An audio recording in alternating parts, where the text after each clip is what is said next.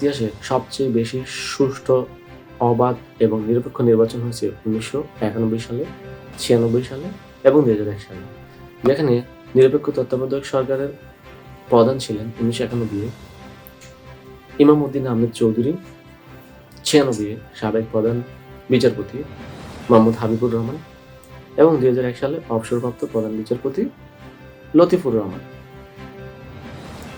তারা তিনজনই নিরপেক্ষ নির্বাচন উপহার দিয়ে, অবাধ, সুষ্ঠু এবং নিরপেক্ষ নির্বাচন উপহার দিয়ে আমাদের জাতীয় ইতিহাসে, বিশেষ করে আমাদের নির্বাচনী জাতীয় ইতিহাসে অমর হিরো হয়ে আছে।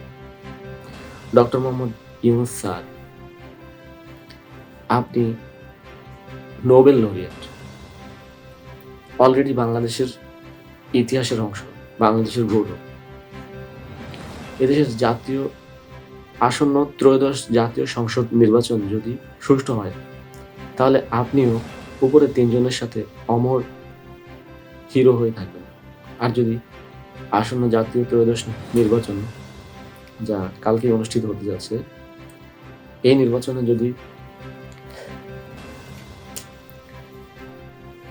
নির্বাচনে যদি রিগিং হয়, ইলেকশন ইঞ্জিনিয়ারিং হয়, ম্যানিপুলেশন হয়, অথবা যদি ফলাফল পাল্টে দেওয়ার চেষ্টা করা হয়, তাহলে আপনাকে ভিলেন বানাতে আমার মনে হয় না বাংলাদেশের মানুষ খুব বেশি কুণ্ঠাবোধ করবে।